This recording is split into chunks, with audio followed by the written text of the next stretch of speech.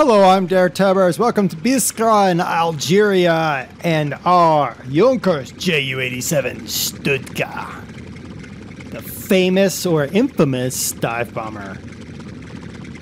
Actually, a really nice looking exterior model here. You can even see the sling down there for the bomb. We'll talk about that.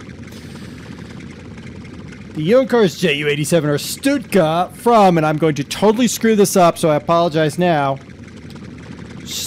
Flugzeug. That means dive bomber, I think.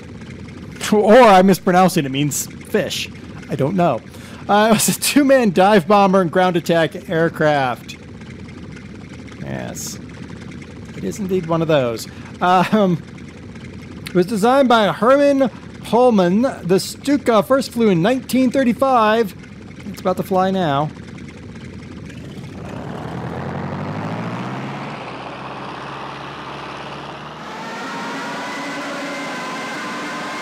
Okay, that's an interesting sound. That sounds... Whoa, hello. Whoa, hello. That sounds like the Jericho sirens. I thought they were only supposed to go when you were diving, but whatever. There. Sorry, I had to turn that down a little bit because that's kind of loud in my ears.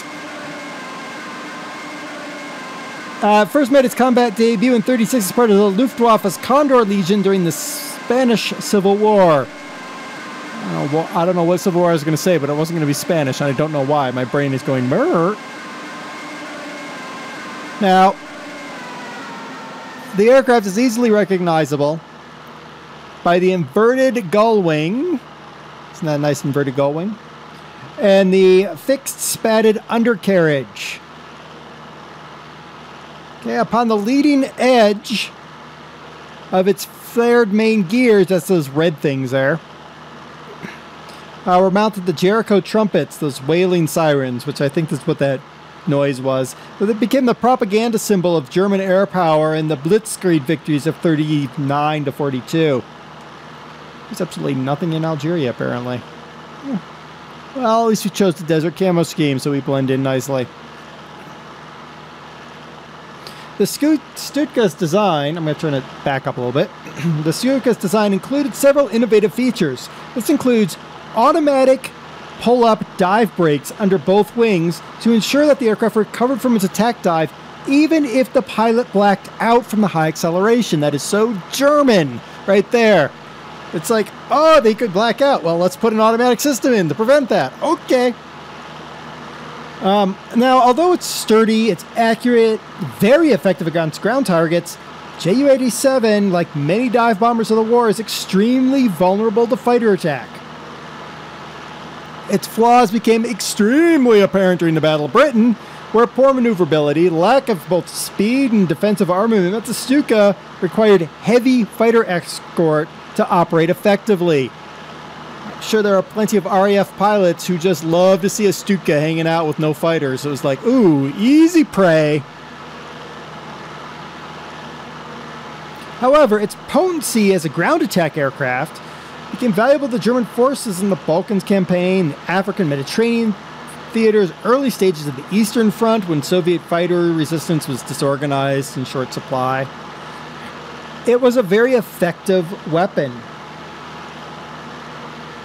At the end of the conflict, the Stuka had been largely replaced by ground attack versions of the Focke-Wulf FW-190, but it was still used up to the last days of the war. Oh, let's not do that. We'll probably crash it. An estimated 6,500 Ju-87s of all versions were built between 1936 and August 1944. Now, we're going to get inside. According to the test pilots who evaluated the Ju-87 against the Heinkel HE-50, the HE-50 had better acceleration rate, could climb away from targets much more quickly, avoid enemy ground fire and air defenses. Pilots complained about the navigation and power plant instrumentation mix that were in the Ju-87. They said it was very hard to read, especially in combat, and just looking at it, I can see why. Despite all this, pilots praised the aircraft handling quality and the strong airframe.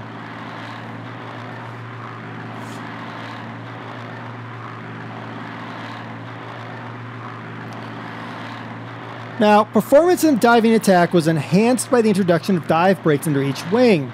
This allowed the Ju-87 to maintain a constant speed and allowed the pilot to steady his aim. It also prevented the crew from suffering extreme Gs and high acceleration during pullout from the dive. Offensive armament, not much.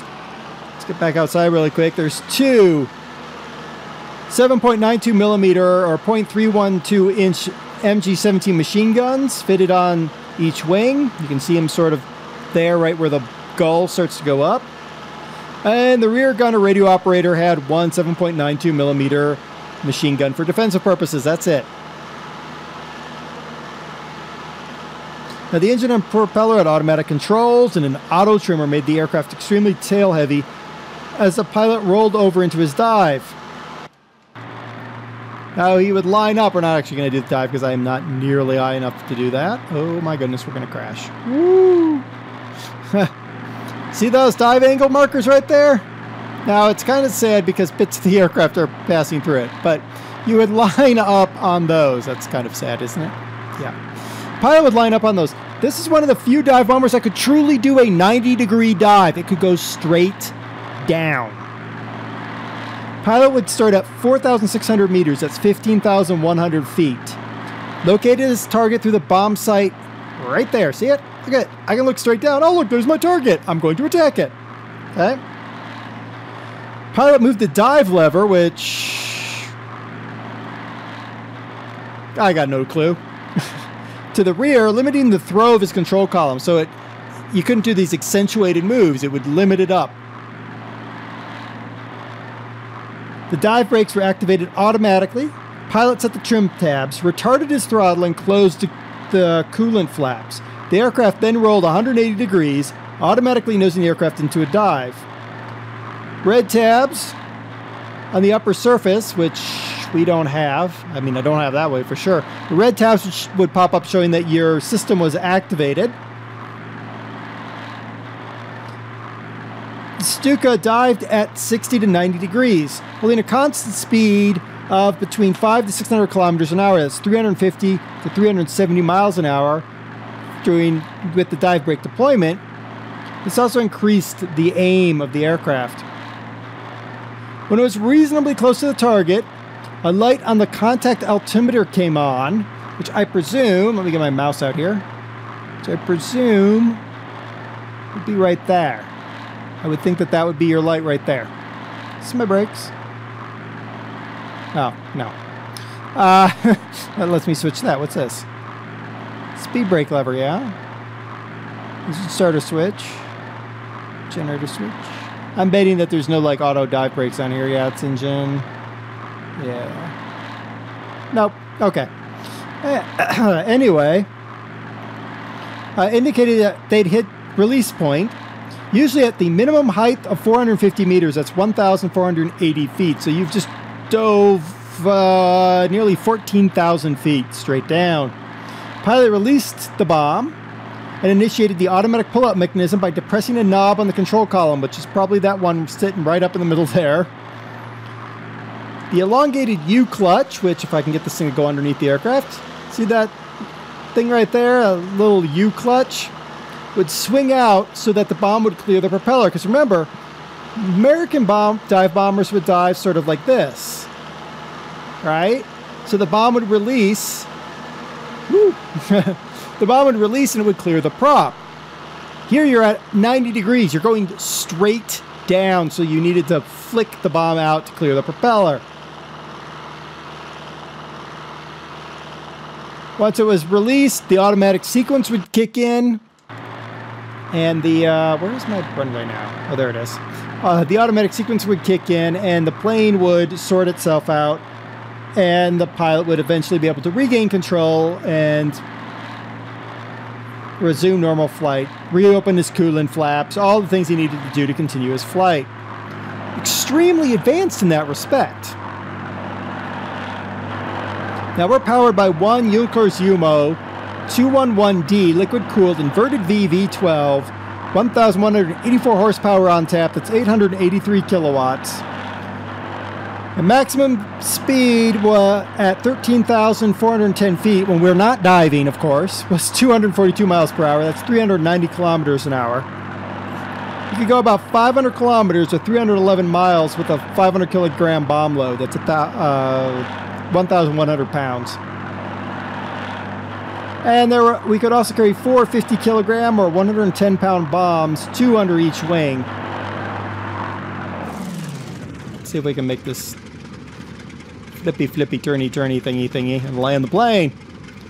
And we can figure out what other things, because other than that, which is sad, other than that one bit, this actually isn't a bad looking aircraft. I mean, exterior-wise, it looks very beautiful. Very well done. Yeah, I don't know if we're going to make this, but we're going to try, darn it. Did I just deploy my dive brakes? I did! Oh, no, I didn't. I have no idea what I'm doing anymore. I'm just goofing around now. Just trying to land my plane. Oh, my goodness. Land plane or float plane. That works too. There we go. Tap our brakes. I want to do an endo. Alright, stop plane. Thank you. Alright. So now that we have come to a stop, shift 1, that centers us on the cockpit. 2, there's our communication devices. 3, a nice little GPS. 4, that's our throttle. 5, that's altitude. 6, I have no idea. 7, compass. 8, fuel, looks like. Yeah, fuel. Landing zoom. What's that? I have no idea what that is. Let's open up our cockpit. Oh yeah, it opens too. Aw, it's very nice. It's very nice. Shut off that engine. Maybe? I just shut it off, I thought. Apparently he doesn't want to believe me. Alright, fine, whatever. Alright, I've been DerTebbers. Been your Flight Simulator Explain Spotlight. We've been flying the Yonkers Ju-87 Stuka dive bomber. This one happens to have Jericho sirens, if I stand on my brakes. There you go. Jericho sirens. Really annoying, but a very important aircraft of at least the early part of World War II and the early part of the Blitzkrieg. Slowly became not so important when it all got shot down, but there you go. The link is down below. As always, there are multiple, I think there's 4 or 5 of these guys in this particular download of various different looks. This was the desert one, there's a winter one, there's an Western Front, and there's something else. There's 2 more, I think. Maybe 3 more. Anyway, until next time, I've been DerTebbers. Your Flight Simulator Explain Spotlight, the Ju-87 Stuka dive bomber.